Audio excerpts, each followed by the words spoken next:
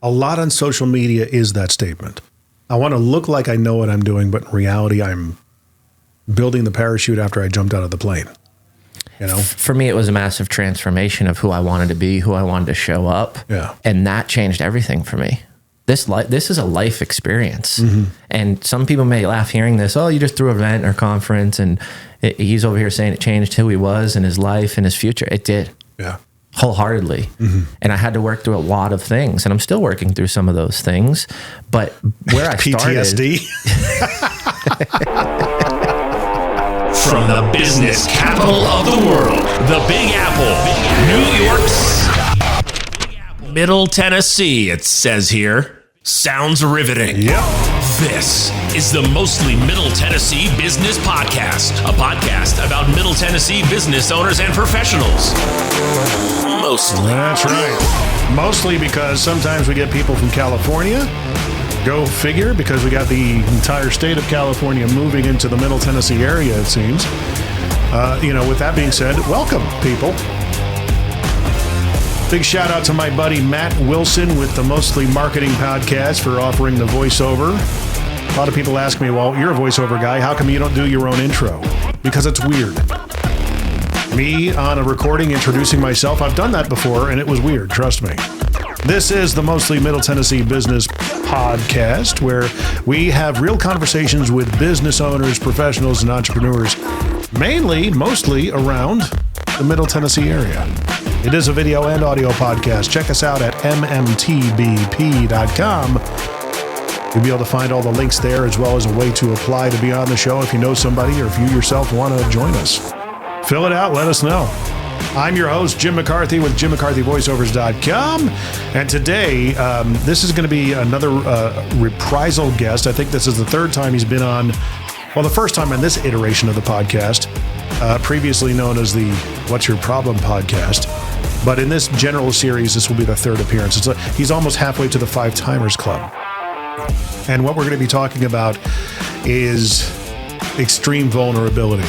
If you are seeing a lot of social media content out there, and it's making you feel like you're behind the 8 ball, like you don't have it together, which a lot of it does. A lot of the social media guru, thought leader type of stuff we see out there are of people that seemingly have it together because they're putting their highlight reels up on their socials. And there is a negative psychological effect, I think, that happens to people. And in this episode, I really want to explore the vulnerability and the reality of what happens. And in this gentleman's case, putting on an event that's a massive event, a flagship event of sorts too. You want to paint the prettiest picture you possibly can on social media about just about anything, but reality is still lurking behind those doors. So please welcome to the show, Mr. Jim Morris, once again with Impact Effect and events planning and all that stuff. Welcome. Thank you for having me, man. I'm here. I'll be here. You and I have had some very real phone calls over the past couple of months leading up to your event, which was in October at the Wild Horse. Yep. Or maybe the venue that shall not be named. That doesn't exist anymore. It doesn't exist. That's right. Yeah. So we were that last event, harm, no foul. That iconic venue, leading up to something like this, I know this from radio, that when you're planning events like these, because we did it on several times a month sometimes, and it's just harrowing, the planning that goes into these events. And then you want to try and make a profit and hopefully not, lose everything or damage your financial stature. You and I talked a lot about that leading up to it. Talk about some of the challenges that you kind of went through initially, early on. That was like, okay, made you think, what the heck did I get myself into? Great question, and I'm glad we're starting here for a couple of reasons. The first reason being, when you decide to take bold action and do things bigger than you ever have done, and you don't have that experience, and you haven't navigated that walk before, you have a lot of imposter syndrome. Right. And that's just real. So this was a huge lift for me. Yeah. And I started off the process with some ego. I've been doing events and have thrown successful networking events and brought in different speakers and have navigated that world. So I started out with, well, I'm not going to be like everybody else, and I'm not going to lose hundreds and hundreds of thousands of dollars. Right. I know what I'm doing. And instantly, and I say instantly because this was a 9-month planning process, active planning, right? When I say active, I mean 30 hours a week, not... It's another full-time job. Yeah. Yeah. But what I realized in the beginning was, wow, this is a massive lift, and I don't know a lot of information around how to do this successfully. Yeah. And the people in my group or mentorship, they didn't really know that either. Yeah. They've done it, and then they've transitioned to just be speakers, right? And what I realized through that process was I needed to defeat the ego, and I needed to really ask for help. So for me, I that took too long, and I started to ask for help as we were nearing towards the event date. And it was a real transformation and expansion for me over the course of that 9 months, because I started out one person, and by the time the event occurred, I was someone completely different. Yeah. And how many people did you bring on during the course of those 9 months for help? I mean, it seemed like you had an army at that event. I had an army the day of. Okay.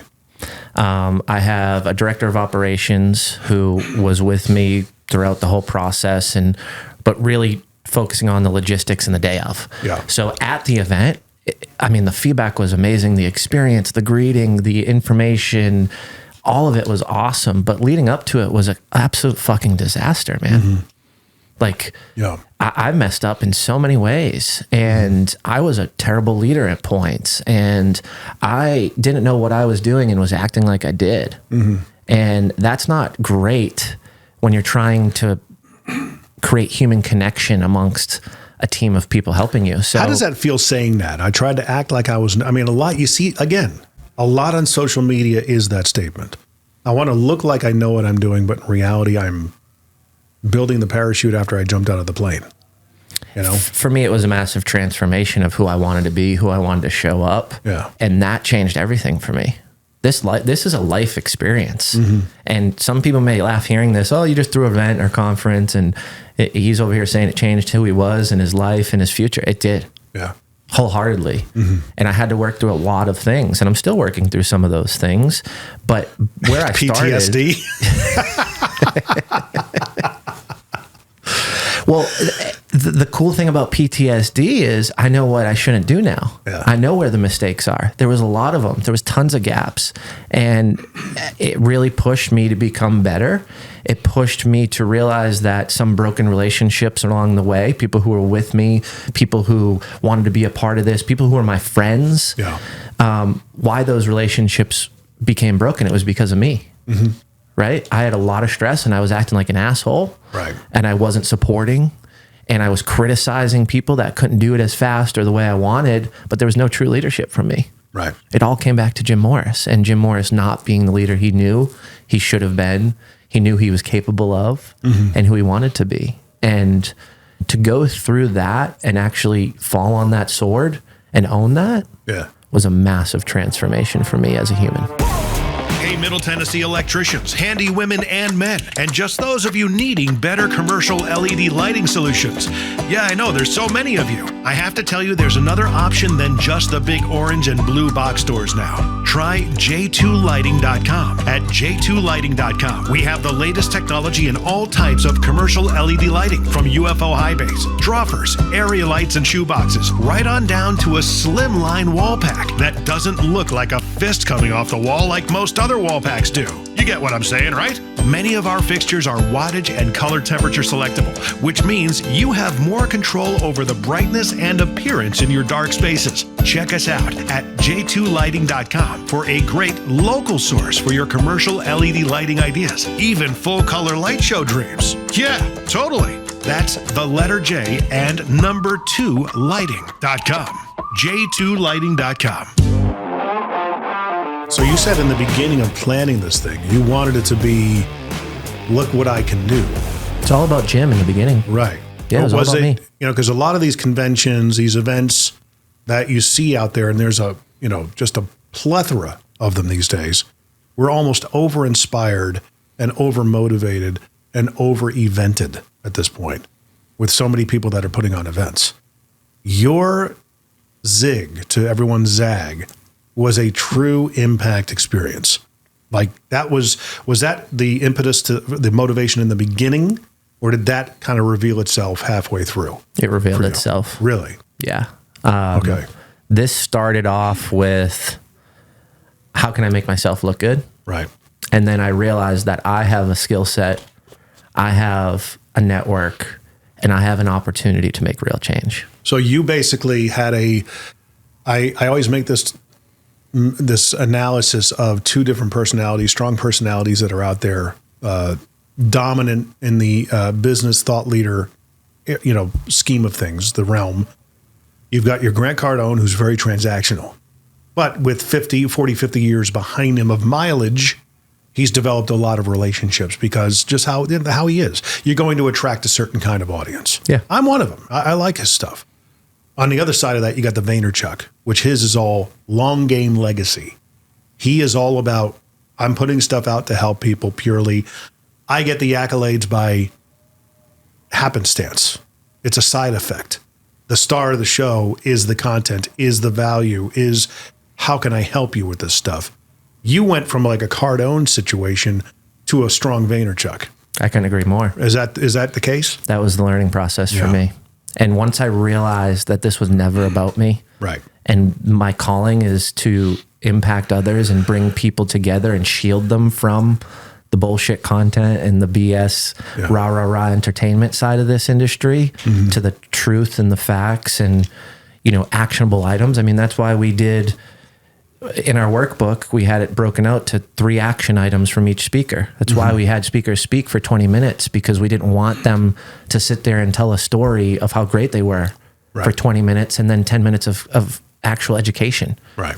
This is why we added 4 live events that are included as a follow-up with your ticket. And let me just say, extremely impactful, because you have people continuously seeing each other and building relationships, and it's been amazing. Yeah. But the reality of it is, that was the worst decision I could have made financially. I was going to say, your impetus, your motivation in the beginning was all about me. I call it be them centric. You transitioned into a be them centric mindset towards the end. In order for it to be successful and be truly impactful, required a lot of suffering and sacrifice from you over that time in that arc, because you did say that on previous phone calls. These things are eating my lunch. Financially. I mean, these there's times I've cried at the dinner table to my wife. I've driven Lyft because I don't have the money to. You're a realtor as well. I'm a realtor. Yeah. Let's put that out there. And that's the other thing I want to get into, just to kind of make sure we do at some point, the multipreneur aspect and people's understanding of it. But keep going. I'm sorry. And there's real conversations that affect my family because of it. This isn't just like, I got a few $100,000 sitting around where I can lose $107,000 on a conference, which is what I lost. Right. And I still have money on credit cards that are stacking up at 28% for this. And I'm still going to do it again this year. And I'm still going to figure it out. I'm still going to push forward because I believe in it. And I believe that this is what I am going to do to change people's lives. So there's a piece of me that had to really go through that and I still have to have these conversations with my wife. Yeah. My wife, I've been married 1.5 years. Oh, goodness. I've got a 15-month-old. We have another kid on the way. We find out if it's a boy or a girl on Sunday. Congratulations. We went through 2 miscarriages last year. My wife almost passed away on the second one, right? Like there's stuff still going on in the background. There's life. And I'm not saying that because I need or I'm just telling you the truth here is like the impetus. And again, Jim and I just discussed this. Just to kind of rehash why we're doing a podcast episode like this is for those of you listening. I empathize with you if you feel like, man, I'm behind the eight ball. I see all these successful people. They're making more money than me. On the surface, it's like everything is just working out for them. They're driving the Lambos. They've got the big houses. They're, constantly have these high gloss photos of themselves and, these perfect situations. And my life is completely not perfect, man. If you're listening or watching this episode, please understand you're not alone. Okay? Jim is talking about situations happening in real time. This is actively happening as we're on this episode. There's stuff happening with me, but I'm very transparent on everything I do. The good, bad, and the ugly. Of course. Yeah. It's not perfect at home. Never will be. No. But you gotta try and there's a therapy aspect almost to your event. You know what I mean? Well, you want to talk about that? Yeah. I didn't know this, and I experienced it, that after a massive event, meaning let's not talk about the actual event. Let's talk about this conference being an event in my life. Yeah. Right. Let's hone in on Jim for a second. Jim, when you prepare, that was a 12-month decision, 9 months of active work, right? And then it happens. You go through a depression immediately after. It's like a postpartum. Wow. And I was sick. And not a lot of people knew this. I was really sick that day of the event. I was just beaten up. I was stressed out. I was tired. I didn't sleep the night before, right?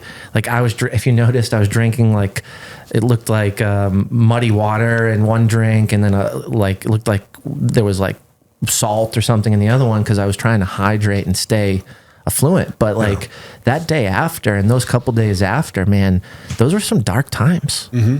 Even getting hundreds of text messages and comments. And I got things from emails to personal cards to text to all that was great. But there was this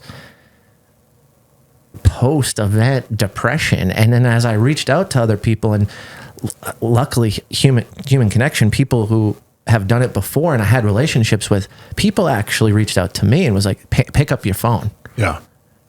I've done this before. I know what you're going through. And I'm talking to them like, yeah, this is real. So that was a learning curve where you think the day after is going to be this massive, this is great. And Jim's so great. And this event was awesome. And you get that feedback. I'm not saying that wasn't the case, right? But the reality of it is wow, it's over now. Yeah.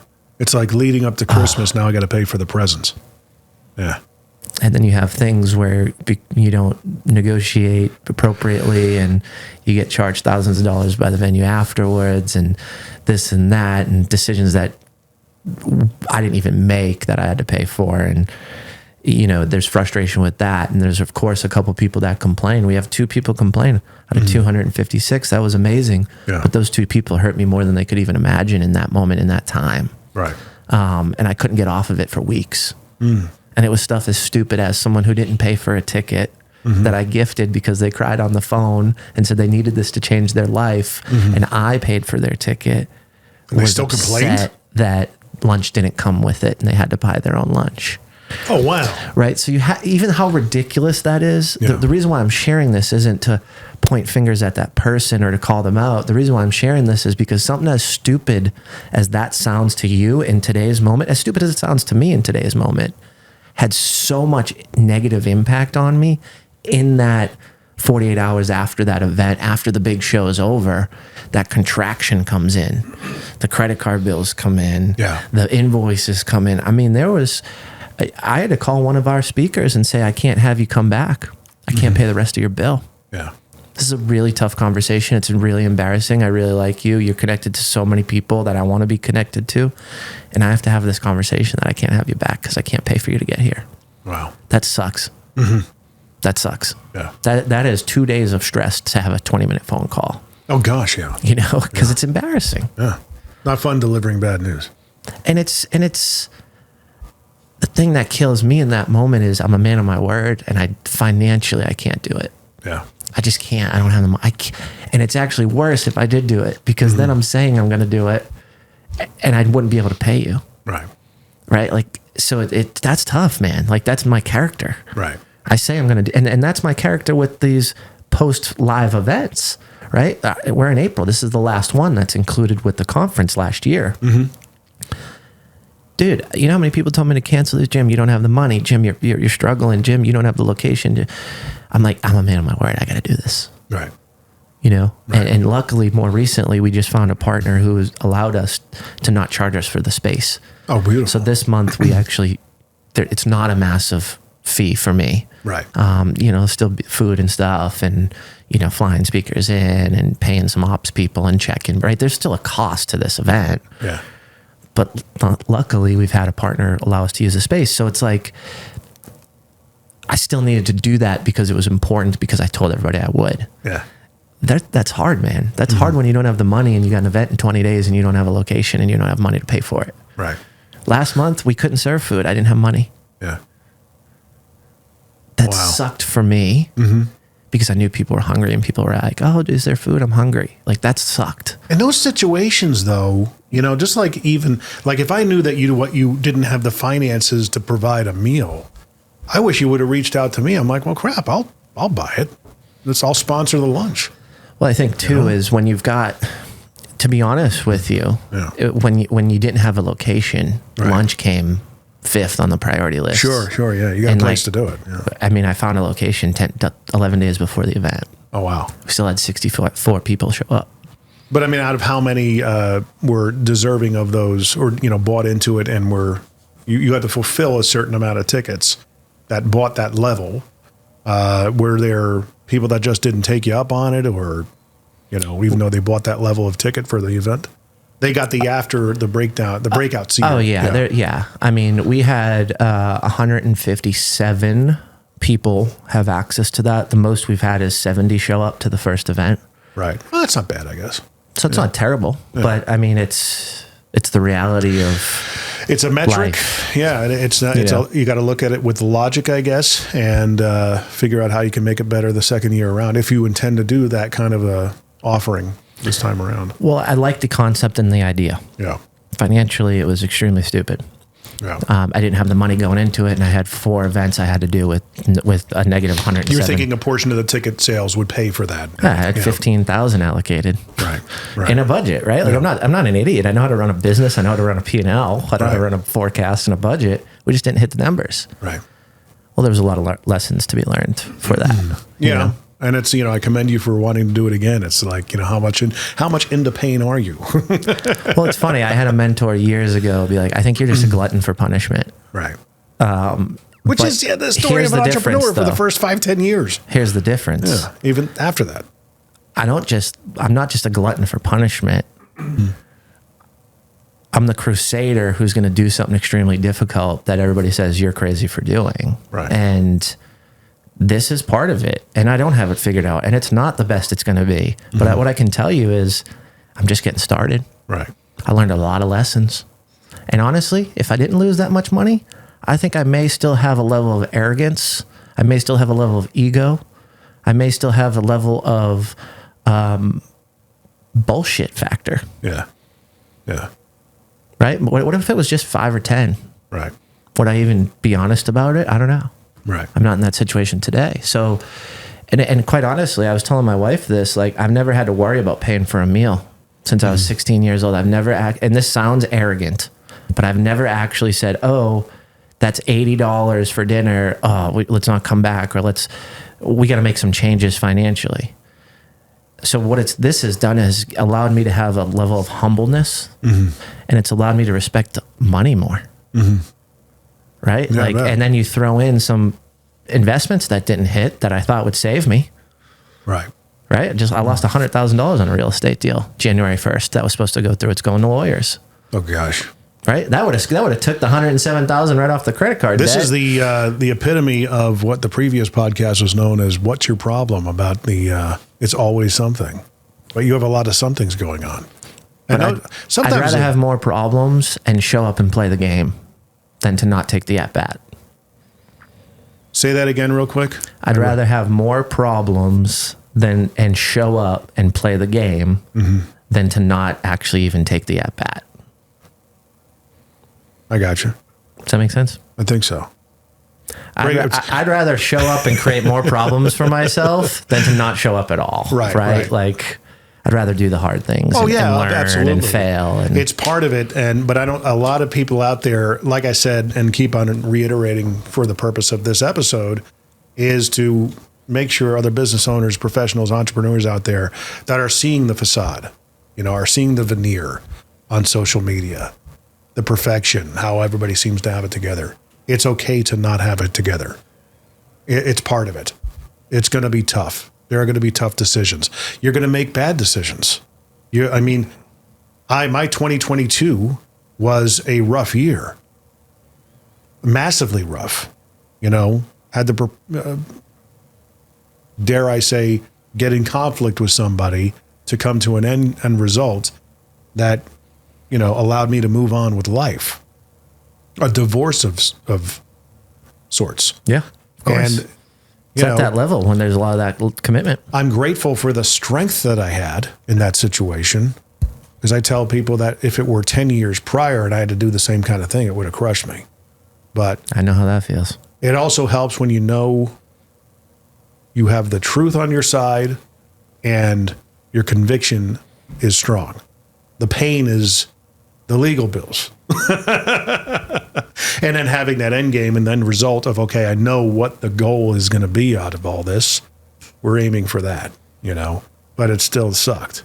It was not fun. It's funny you talk about that because I didn't do that with a partnership I had last year. Right. My wife told me, this isn't a good partnership. Right. This is people we should, yeah.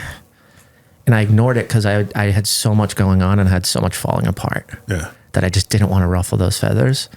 And those feathers, that partnership hurt me the most out of anything I did last year. So really? It was similar to what you said. I didn't have the strength last year to make that decision because I didn't want to face it. I was avoiding it. I knew it was going to be a lot of, it was going to be a lot of conflict. It was when it separated. Mm-hmm. I want to kick the can down the road and it hurt more and more and more. Oh yeah. You just got to rip the Band-Aid off. Yeah. So I learned that last year for someone who usually rips the freaking Band-Aid off, dude. Yeah. Like usually I do. Yeah. And I didn't in that moment, and it hurt a lot. Well, I mean, you're looking at the event. It's a Jim Morris production. You try not to burn bridges, but man, sometimes it's just tough. I've heard recently from a friend of mine. He's like, I just don't want to burn bridges. I go, I understand that, but if I'm in the point of my life where if I burn a bridge with you, it's for a damn good reason. I just don't think you're an integrous person. I don't think you're honest. I don't think you're trying to put you're putting on airs in a certain way on a subject you know little about. And that happens constantly.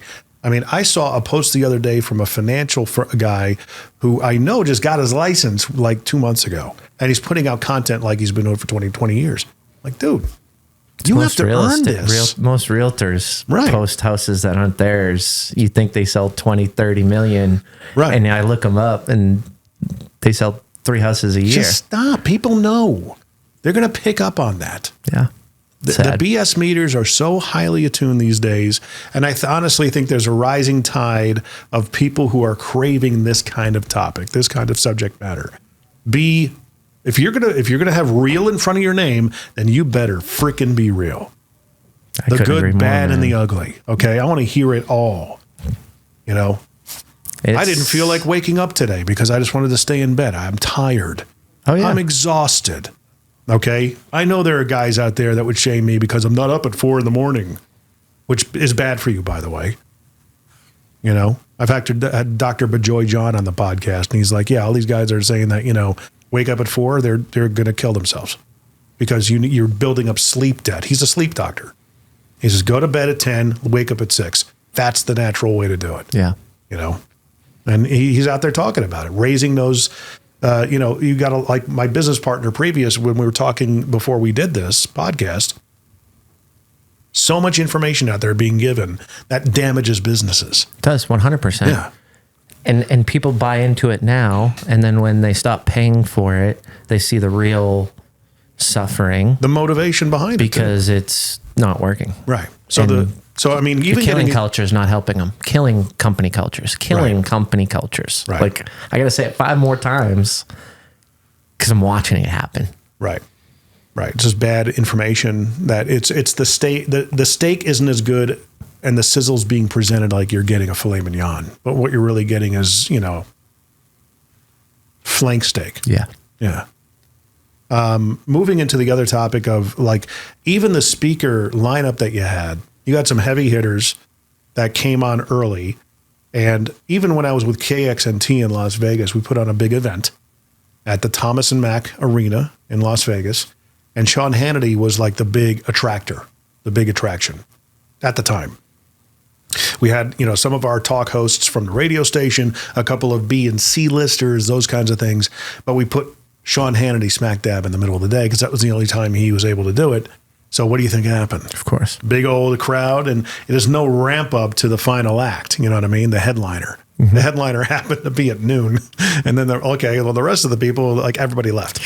See ya.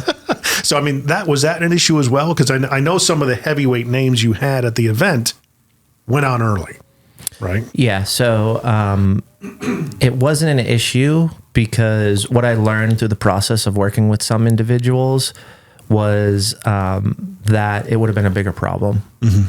Also, I wanted the headliner to be a female. Mm-hmm. As I was navigating and doing research, I realized that most of the conferences in this space, it isn't a female headliner. Right. It's a very strong male presence. Or it's a female-only event. Oh, yeah. So if you actually does go that mean we could do the a research, male-only event? Are we allowed? I even said I'd love to host a female-only event. Right. I'd love to bring the pizzazz, the uniqueness, the intention of building human connection and relationships to a woman-only event, and maybe I just host it. Maybe I'm just the facilitator. MC. Yeah. Right? Like I would love to do that. I pride myself in doing something like that. I also want to do something with the Latin community. Mm-hmm. A friend of mine's a translator, professional translator. Mm-hmm. Why don't we throw an event that gets translated to English? Yeah. And all the Spanish and all the speakers speak Spanish. Like, how cool would that be? Why not? Yeah. Why not? But I mean, a lot of the events out there that you're seeing right now are just elevated sales pitches. Mm-hmm. Typically, you did not want yours to be that. No, because I was sick of it. I mean, when I went to events, I'm like, okay, what's the? I can predict what someone's going to sell based on how they were framing the conversation and little information that they provided. Right. It's like, let me just give you a taste of this. And then if you want more, come see me after this. Yeah. And you can buy stuff from me. And that's just not the vibe I wanted. Yeah. Now, will I make an offer at the event this year that I constructed to offset a loss of revenue? Yes, I will.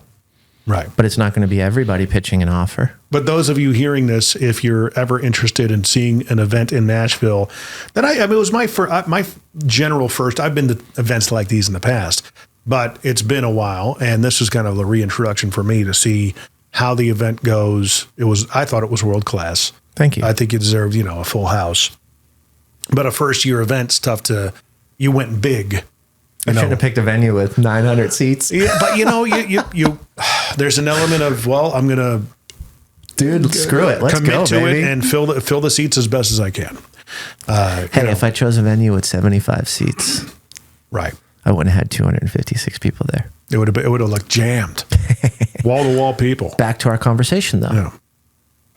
Do I want to look like I threw a cool event, right, or do I want to impact more people, right? But I mean, again, you now know what your North Star is. Exactly. You discovered it. It was one of those things you had to go through the suffering, the sacrifice, the pain, 40 days of fasting, if you will, to have the realization, to have the vision that helps you build yourself as a person. Because you're still young. You're in your early 30s. 34. Yeah. I mean, you're 6 years away from 40. How does that feel?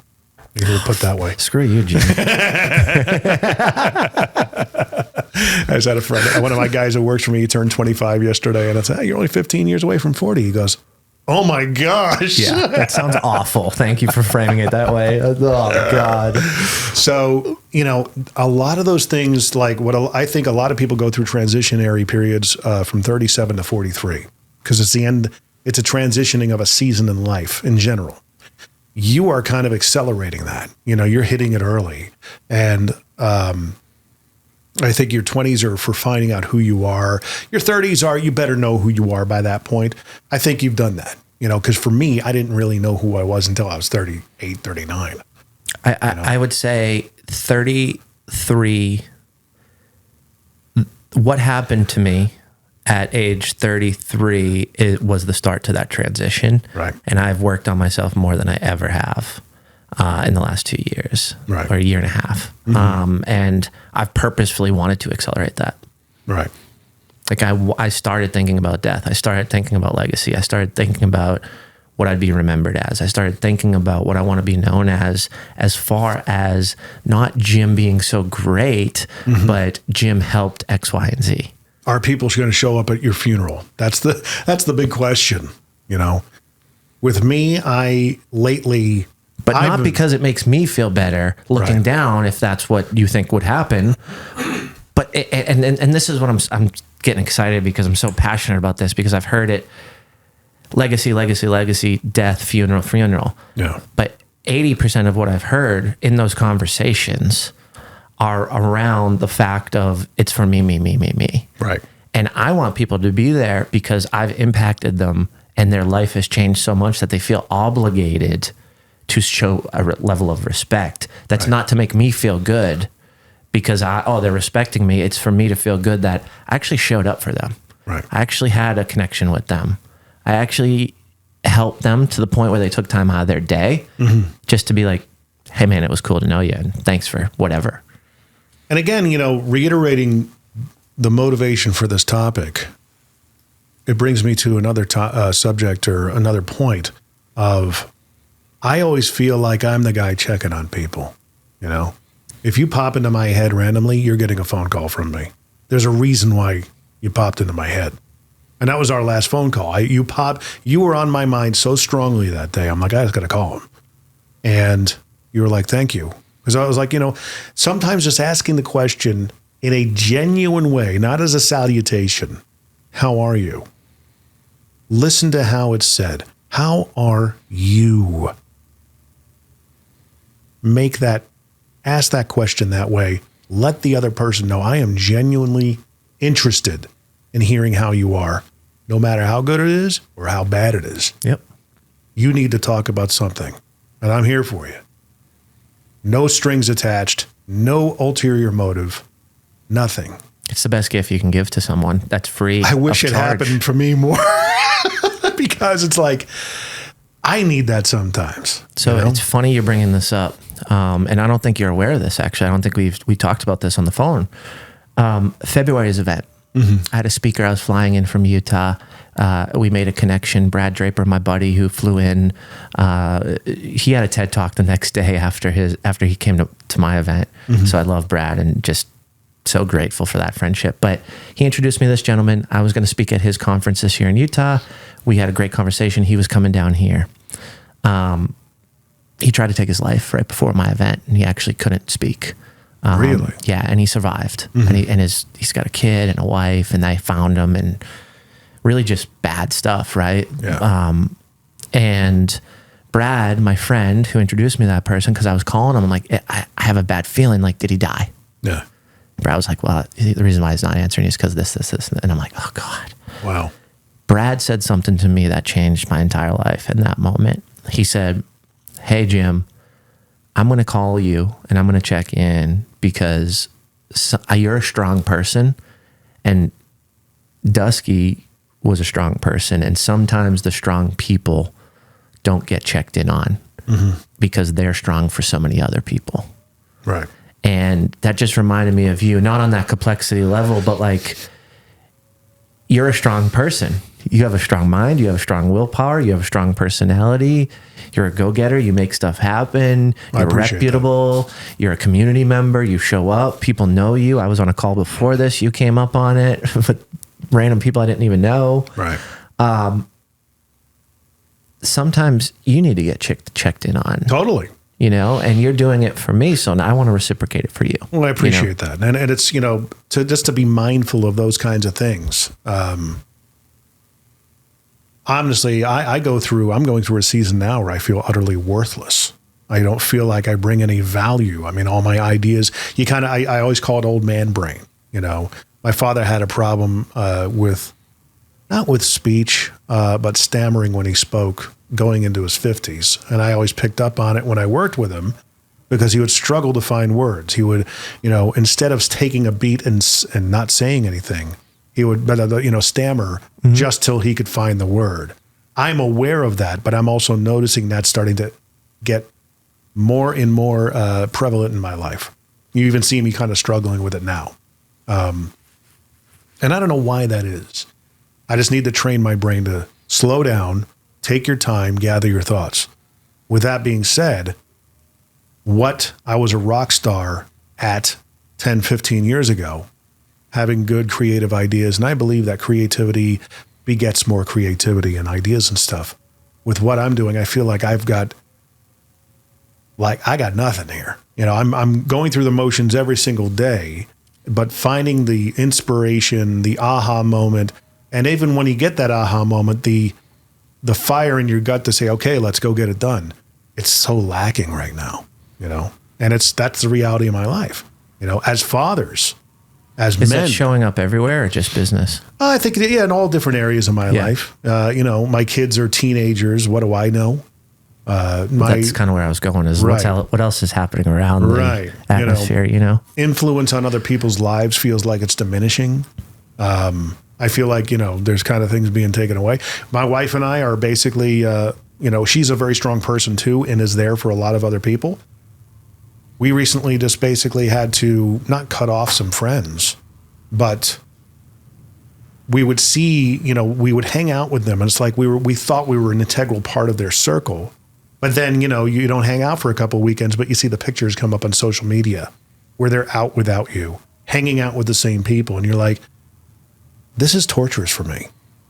You guys didn't think of us once to say, hey, are you around? You guys, we're going to be over here. Why don't you come meet us? You mean to tell, it's like either you come to two conclusions in those scenarios, at least I do. Either you don't like hanging out with us, or we're just not a top of mind thought. Yeah. Which hurts. It hurts when you find that out. Of course. Other people having a great time and they didn't even think to invite you. Or at least, hey, we're going to be here. We'd love to have you because we always have a good time where we're together. Nothing. So what do? I had to turn it off. I said, I can't, nothing against them. But you're sending me a signal that says you really don't enjoy our company in a way, or it just may be you're that ignorant. You just don't think of these things. Those are the two options. That's it in my mind. So I had to cut it off. I said, I don't want to see this anymore. It hurts. It's very hurtful. So I'll just get it out of my purview. Yeah. Because even if you have that conversation with them, okay, now it's just awkward. You can also sit back and pause and see if there's going to be a phone call or a text message or an invite in the future and just surrender to the flow of life. It's one of those things that it's... right? If you don't reach out and they don't reach out, is that a true friendship? We have. That's the thing is like that was part of it is that we felt like we always push and engage. Hey, what are you guys doing? We're always inviting people or, seeing what other people are doing. But if that's not reciprocated, it's kind of like, okay, how many people have had on my podcast that have pretty influential podcasts, but I never get a reciprocal invite. It's like, okay, I just did this with a relationship that I was chasing. Yeah. And I just said, you know what? Maybe we'll be friends later. Yeah. Maybe we'll never talk to each other. Right. Maybe we'll just keep playing fake online friends. Right. Call you 4 times last week, but you comment on my posts. Yeah. With bullshit emojis. Yeah. Just to show up in the comments. But you don't pick up my phone call. Right. It's not a friendship to me. Right. And it's not that I'm calling you because I need something, because if you know anything about me, I'm usually calling you to say, hey, what's up? How's life? Yeah. How are you? How are you? I typically have no agenda. Mm-hmm. And when we have a conversation, maybe something comes up. Maybe there's an opportunity. Yeah. But I'm not going into it with that. I'm calling because of X, Y, and Z. I'm just like, you know what? I don't even want to play fake friends anymore. I don't want the comments, because it's exactly what we're talking about. You're showing up online as someone who you actually aren't, because, and I'll go even deeper. This isn't just me calling someone, checking in on them. This is me sending a video message and having a very vulnerable conversation.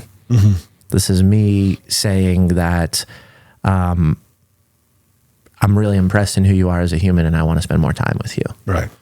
Like literally these words, right? Like, I look up to you.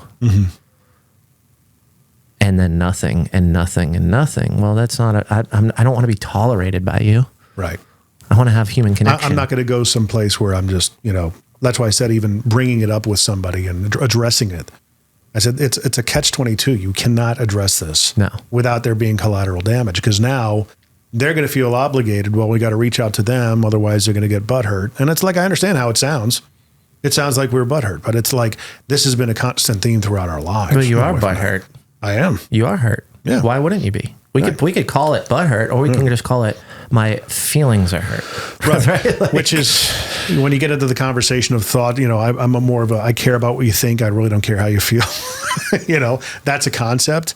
But at the same time, we are human at the end of the day. Yeah. Well, you can't run from emotions. Then you're not human. Yeah. But I mean, we also believe that Spring Hill in general, in this area, it's some of the loneliest people, man.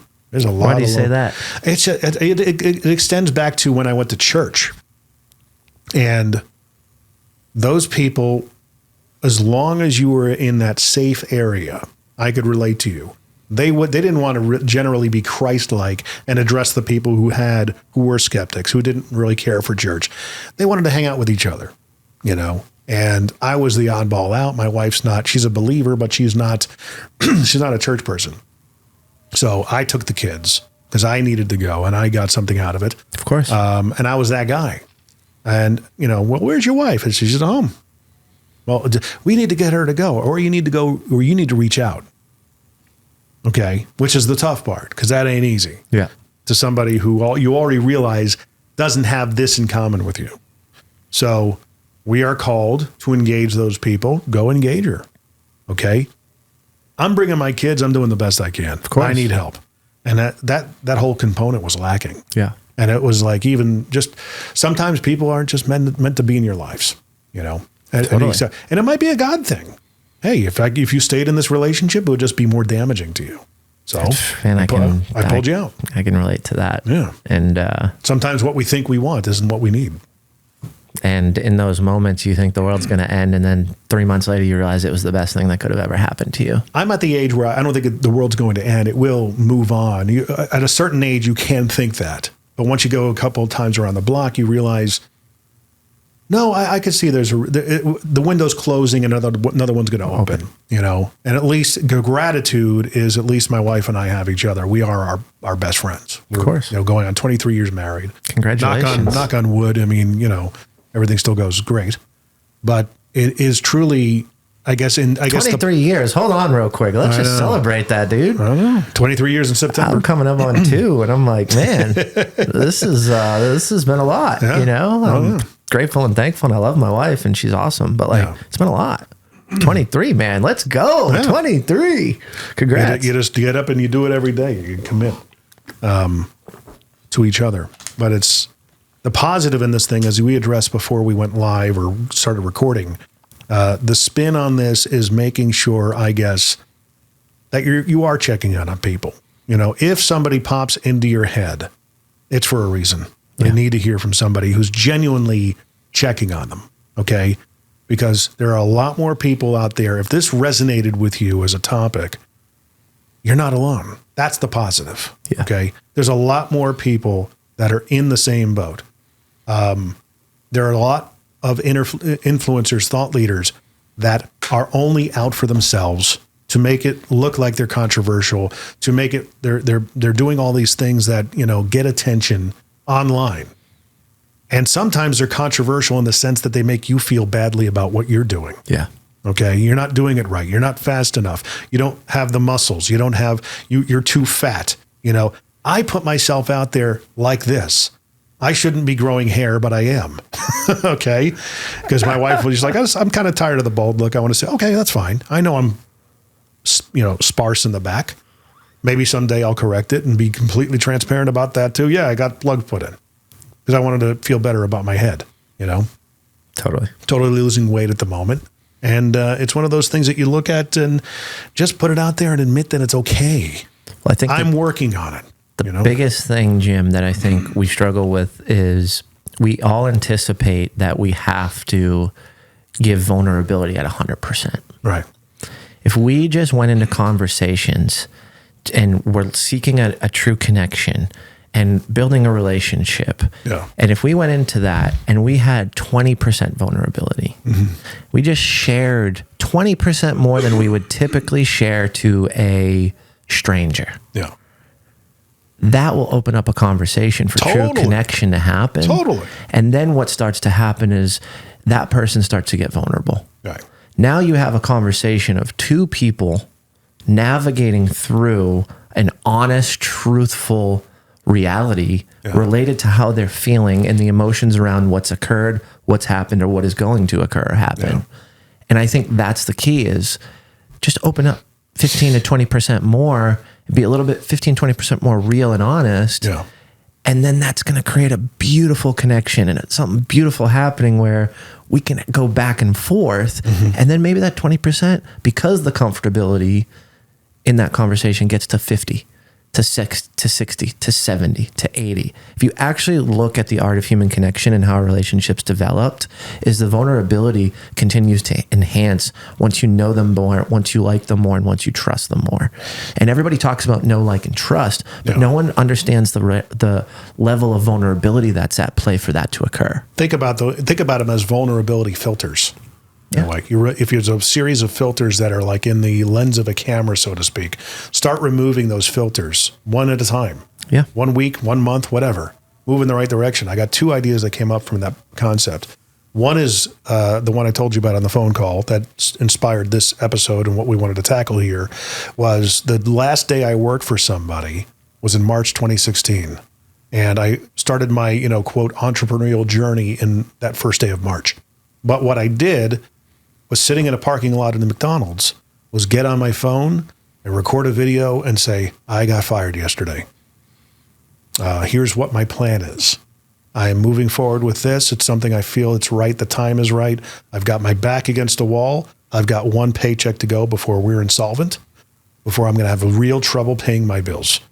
Here are my core strengths. Here's what I can offer, yada, yada, yada. It was maybe a 4 or 5 minute video. It's still on YouTube. You can find it. It's called Daily Entrepreneur Episode 1. Okay. And as meat as being real. Yeah. That video paid for the next 3 months of my life. Let's go. So you're right. That authenticity, true, authentic vulnerability, because I think there's a fake version of it. True, authentic vulnerability is needed in this day and age to combat, what did Rob, can't remember his last name, big influencer, and he's legit. Billionaire. He lives here in town. Rob something. Luna. He calls them furus. I'm like, that's an interesting conversation. Furus, fake gurus. And the other idea that came up in that concept was if you watch Howard Stern's movie Private Parts from 1996, 97, he didn't start seeing success until he basically made the decision. It's a scene. They're at a gas station. And he said, I just need to be myself. And he goes to Washington. He removes all the filters that prevented him to just say the little thoughts that pop in his head the things that were preventing him from saying those and vocalizing those thoughts.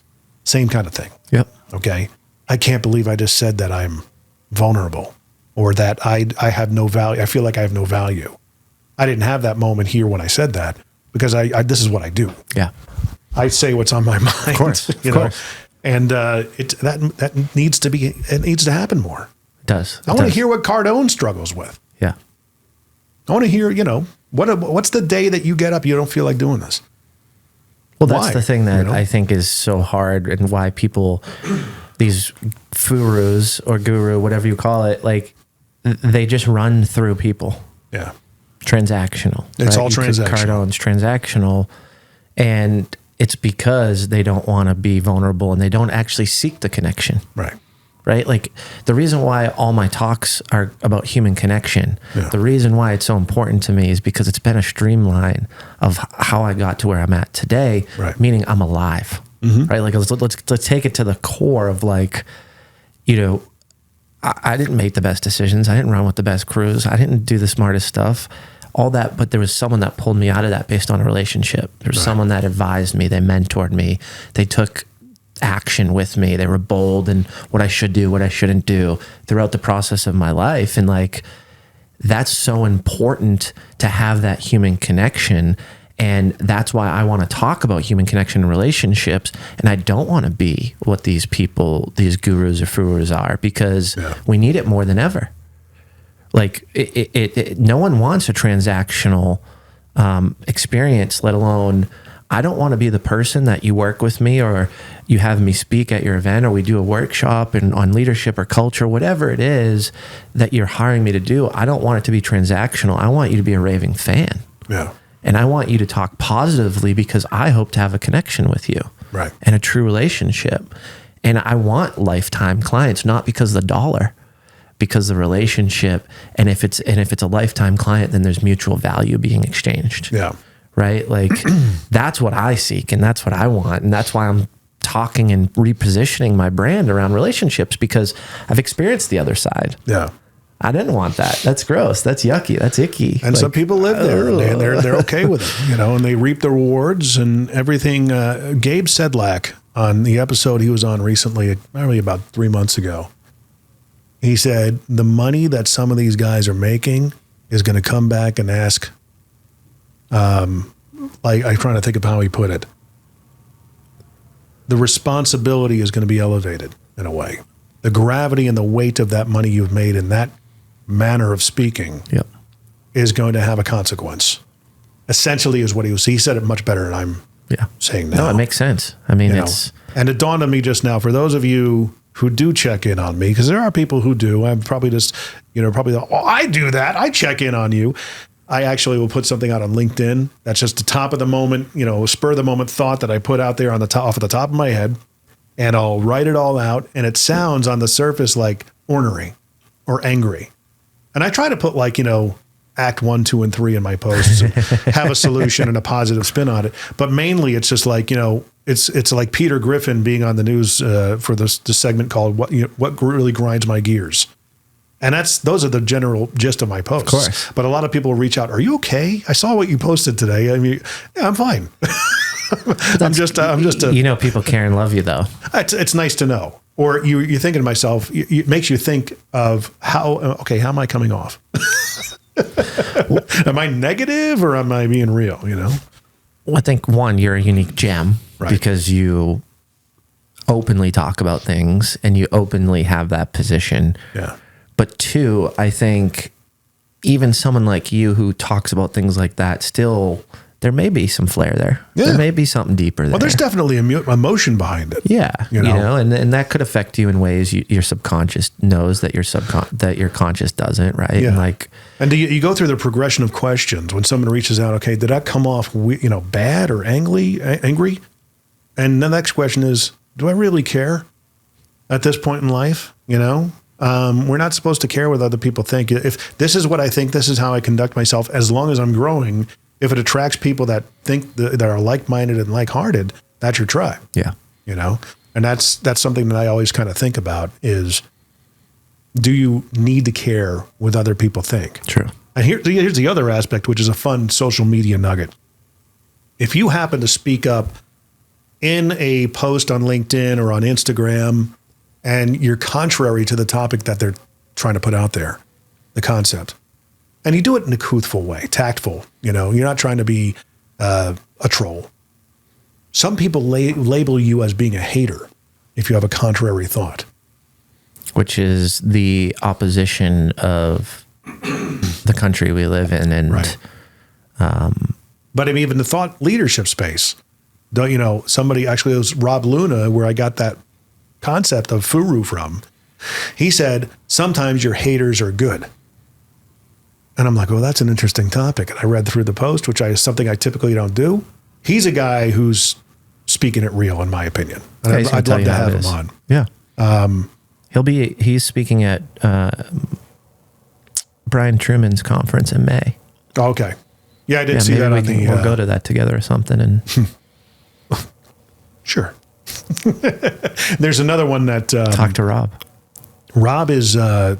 he said that he put that concept out there, and he was talking about, look, I think the gist of what he was saying is don't look at them as haters, just as people that have a little bit of different opinion than yours, or maybe directly contrary, that are trying to say, hey, you might want to look at it this way. It's not that they're a hater. They're just trying to engage in a conversation. And he's saying that maybe they're just trying to tell you something that you need to hear. You need to look in the mirror and see these kinds of things, because we all know those people that need some self-reflection, to help them grow. Well, I think there's two types of people in those situations. There's people that don't care about the interest of spreading the right message. They care about hurting you. Right. Hater. Right. Person who talks shit, doesn't actually listen to it, doesn't actually have a true opinion on it, but just wants to bring negativity to you. Right. Surface level. That's a hater. Yeah. Someone who wants to engage in a debate or a conversation is someone that I want to meet, probably hang out with and spend more time with. Right. Because it's unique these days. Mm-hmm. Like we live in a society, in a world where a concept of speaking what you believe is shunned. And like debates aren't good. No, a debate is amazing. Right. Because you either learn why you're wrong or you validate why you're right. Right. Based on that interaction, not based on the concept, because you and I could have a conversation and you know nothing about it, and you're validating me, but you don't have a position to. You could be doing it because you like me or you want to build a friendship and you don't want to talk the contrary. Matching their thoughts and that doesn't necessarily help. But if you have an opinion and you have some education and some depth, and I think that's what we're missing in the world right now. We're missing depth. Yeah. If you have depth in something, information, experiential beliefs, emotion around it, let's have a conversation about it, because I can learn from you. But in the sense where someone's peddling a bunch of BS and it's obvious. For example, case in point, hey, this is my plane. Okay. I'll look at a post like that and say, okay, well, I know you can fractionally lease these things and own them. I'm nowhere near that level. Doesn't mean it's your plane. Jim's like, you didn't pay cash for that. Right. And you don't have a note in your name on it. It's not yours. Cardone, I believe when he says that, it's my helicopter. Dude, you're a billionaire. That's totally makes sense for what you do. I have, your name is literally on the side of the plane. Okay. Yeah. I believe that's yours. Some people trying to peddle something that's not true. If you show up in the comments and call them out on that, does that make you a hater? You know what I mean? Even though it's a surface level issue. I would say yes if you say, hey, that's not your plane. I would say no if you say, hey, that's not your plane, and have some detail around it. Right. Are you trying to pick a fight or are you trying to prove someone wrong? I think those are two different strategies. Well, you're calling somebody out on being a liar and BS. Publicly. Publicly. And, well, if you're going to do this publicly, you got to expect the backlash. True. And some guys thrive on that. Well, hey, I'm going to put it out because it's controversial and it's not true. Therefore, I'm going to get engagement and likes and hack the algorithm, and I'll have a, quote, viral piece of content. That's a surface level piece of content that doesn't deserve to go viral. No, that's an influencer, not a thought leader. Right. That's I'm using the schematics of social media and virality to gain presence and influence. Right. For my greater good, not yours. That's an influence. That's the category I put those people in. Just basic surface level influencers. I call it, I've had a metaphor recently that popped into my head. I guess maybe I'm more creative than I realize. And it's something I've been thinking about before I make it public. I might have posted about it not too long ago. I call it being a planet versus a moon. When my business partner started taking seriously John Warner, putting himself out there with his concepts, which are very sound concepts. I call him a juggernaut, and he's still trying to figure out what that word means, of business. He's got great ideas. He's got simple concepts. He delivers them in a way with energy and, chutzpah, and a lot of conviction because he believes in what he's saying. Yeah. He doesn't have a specific look He's not rippled with muscles. He's not wearing tight clothing. He doesn't care what he wears. He's got a big, Irish, German fro, that kind of gets a little out of hand sometimes. But that's okay. That's who he is, and he's comfortable that way.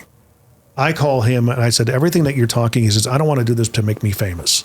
I have no interest in becoming a speaker. I said, that's why you're going to be a great speaker, because you're reluctant. You're doing it for the right reason. Yeah.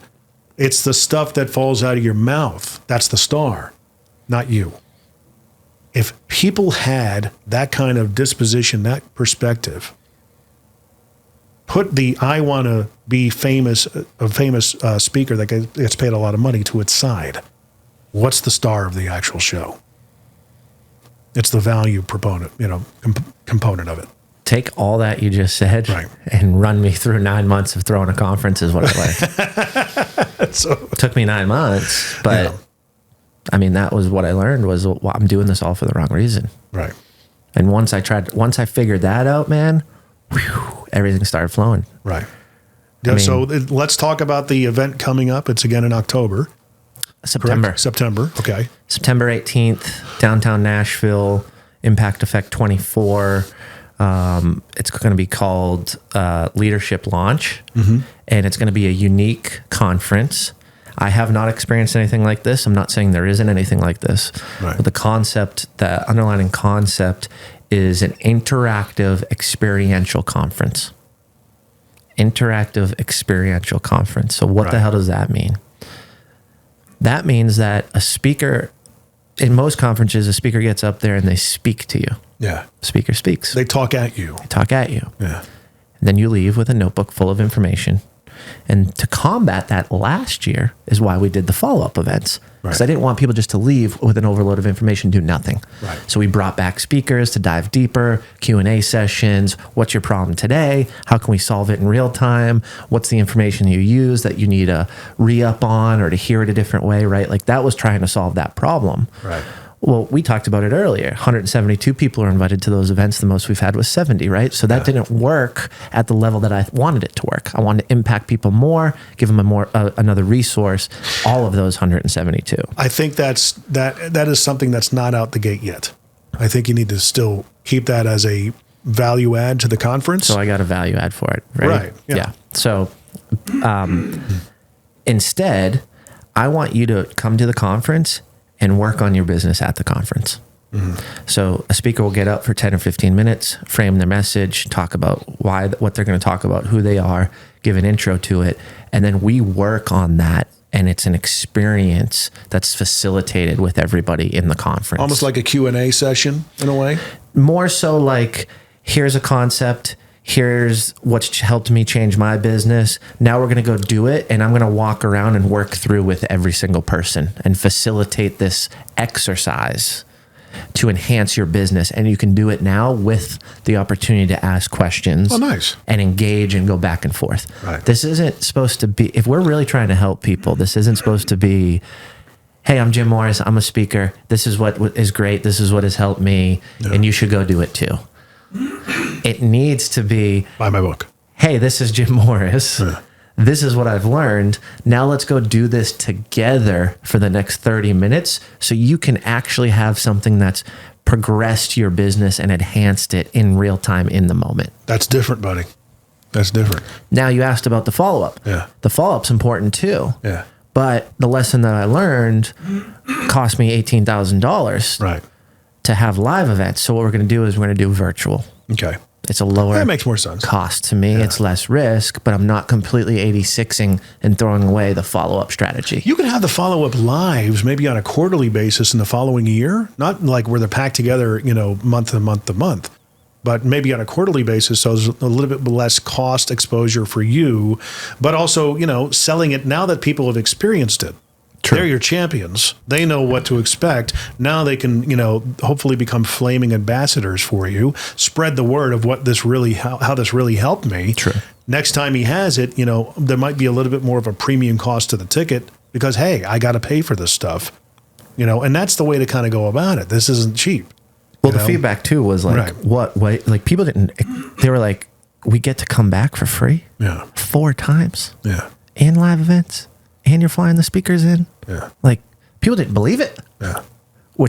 When someone doesn't believe it, then I know I'm on the right track. Here's the other thing is that even in a live situation like that, you know, do you really need the big names, or are there people right here in town that can do the event? Right? This year's event is not about a name. It's not about someone's brand. Yeah. It is about an innovative experience where you're working on your business with a professional and an expert that can actually create movement and action in real time, in the moment, in a 45 or 60-minute speech. Oh, there you go, guys.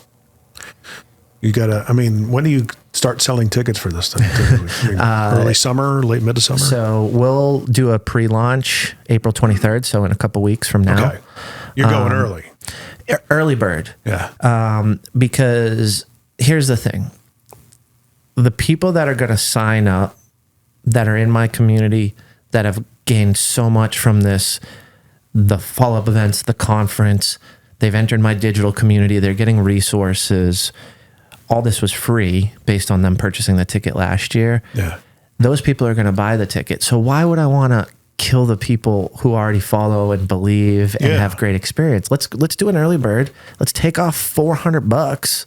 Get the right people in the room, and then if you miss the early bird, you miss the early bird. Now you have to pay $750 or something. You know, I would rather take care of the people that are doing the work, that are taking the action, that are bold, that show up, and that are good people. And that's who we have in my digital community.